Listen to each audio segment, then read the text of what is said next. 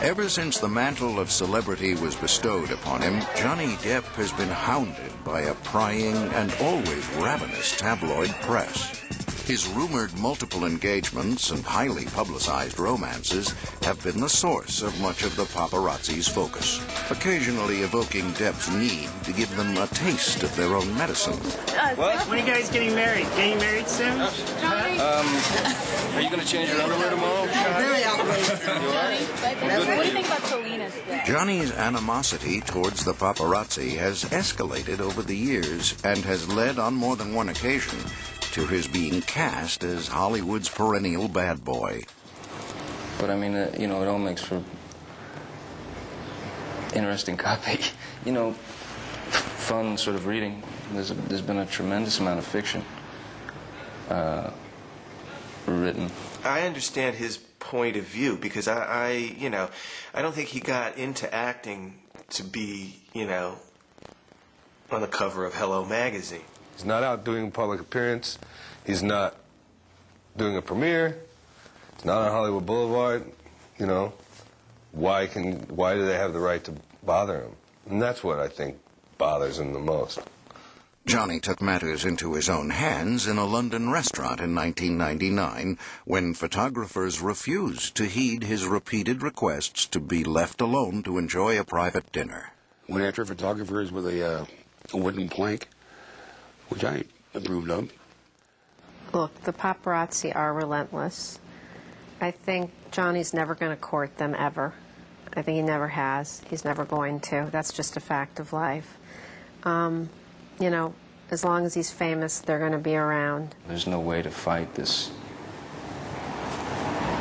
huge media animal, other than to just keep silent and try to grow more middle fingers, So far I've only got 2, but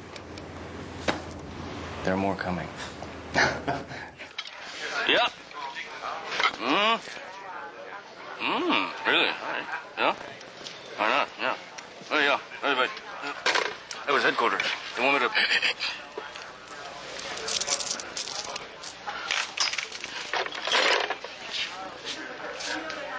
And I really do want to put it on record for anybody who has any criticisms of Johnny's performance. It's the most accurate version of Hunter Thompson that's ever been put on screen, or probably in the living world as well. Oh, God. I hope that's not true. It may be. First published in 1971, Fear and Loathing in Las Vegas, written by the father of gonzo journalism, Dr. Hunter S. Thompson, is considered by many to be the seminal literary work of the 1960s counter-revolution. The world was turning upside down, and we were there, as Hunter says, at the crest of a wave. And it looked like we were going to make the world a better place, and then the war took over, and we all kind of crashed into depression. And then along came this book, Fear and Loathing, and it just took our dreams and depression by the throat and just went for it. And yes, and you could laugh at the whole madness of the thing. Depp had long been an admirer of Hunter S. Thompson. Even before there were plans for a movie, Johnny had asked to meet during a trip to Colorado. Met my share of sort of Hollywood punks. I wasn't judgmental on him, but I figured we'd give him a little bit of a ride. I think I took a cattle prod down there, and I liked him. So I invited him up here to shoot a bomb. Being asked up to Hunter's to shoot a bomb is like a rite of passage. It's a combination of nitroglycerin and propane, which, when you hit it right with a shotgun, goes off with a tremendous explosion. And I gave him a nickel-plated shotgun, 12-gauge riot gun. Little bastard pulled the trigger, and boom. Yeah. And a friendship was born. But it wasn't until some time later that Johnny approached Hunter about playing him in the film adaptation of his book. I was kind of amazed at the balls of it. He certainly doesn't remind me of myself, except, and he did, spiritually. To prepare for the role, Johnny actually moved into Hunter's ranch in Colorado. Yeah, his room is still downstairs, the Johnny's dungeon. He had spent months with Hunter, you know. He was like a vampire up there, sucking his life blood out. Not surprisingly, Hunter S. Thompson is not a man accustomed to being studied. Not just studied, but mimicked. I mean, if I were sitting here and lighting a cigarette, he would be right next to me in the convertible, lighting the cigarette the same way, putting his hat on. I took my hat off, he'd take his off, I'd put it back on, he'd do that. And it got very peculiar. When the time came to begin shooting, Hunter had some words of support for both Johnny and Benicio del Toro, who played Dr. Gonzo. You know, I remember Hunter saying that, you know, actually he said it to Johnny and he said it to me, and he said, you know, your career is over after this movie. No, people might think that, you know, they see that movie and they go, oh boy, you know, these guys must have been partying all the time, but I guarantee you there was no drinking, no, you know, nothing. No smoking, no nothing. It was just straight up.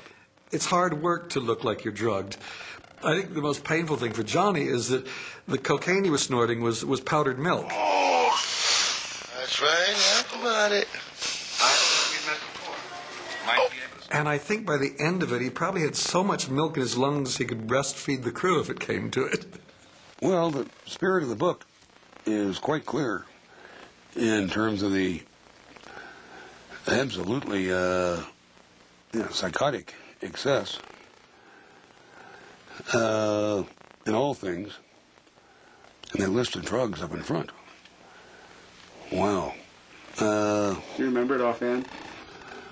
Oh, what, 4 bags of grass? We had 2 bags of grass, mescaline. 75 pellets of mescaline, 5 sheets of high-powered blotter acid, a salt shaker half full of cocaine, a whole galaxy of multicolored uppers, downers, screamers, laughers, also a quarter tequila, quarter rum, case of beer, pint of raw ether, and 2 dozen amyls. And when we return, Johnny Depp's role of a lifetime, fatherhood. I've done some interviews where people say, well, won't you be ashamed in 20 years when your daughter reads that you were arrested for this or that? No, the answer is no, absolutely not.